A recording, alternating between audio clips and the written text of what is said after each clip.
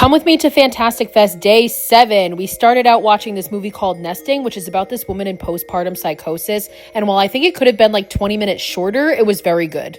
After that, we hung out until our next movie. Here's Peyton wearing a shirt that I absolutely need. And then we went into the second movie, which was Dawning. And this was just not my style of movie, guys. I left within like 40 minutes. I could not sit through it. After that, we sat and watched the Masters of Horror 20-year anniversary panel for a little bit, and I just couldn't believe that I was in the room with these horror icons. We have Mick Garris, Don Coscarelli, Ernest Dickerson, and Joe Dante.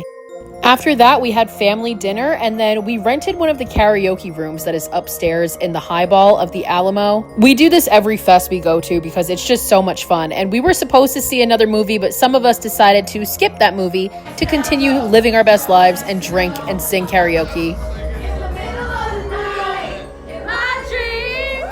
And then we ended the night by sacrificing Eli. And then we made it to day 8, the last day of the festival. It's so hard to make it through 8 days of movies, but we did it. And we started off by watching this movie called Apopheniacs.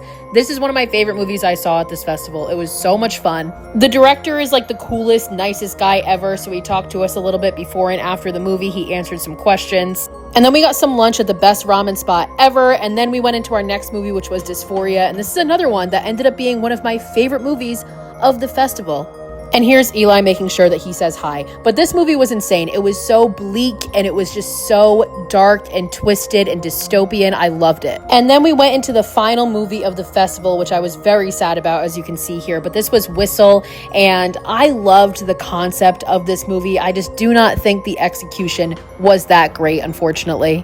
But it's fine, because after that, we got to go to the closing night party, which was at Troublemaker Studios, which is Robert Rodriguez's production company. It was so cool. It was its own little town. I felt like I was in Once Upon a Time in Mexico, and they made it medieval themed because that was the theme of Fantastic Fest this year. There was jousting, there were horses, there was whatever the hell this dude is. It really just felt like you were in this little tiny town, and it was the best possible way to close the festival. Fantastic Fest just continues to be my favorite festival every year. There is nothing that even competes with it, just between the movies that we get to see and just the friends that you make. And I'm just so grateful I've now gotten to go 2 years in a row, and I already miss it so much, and I cannot wait for next year. So thank you to everybody that makes Fantastic Fest possible. Love you. See you next year.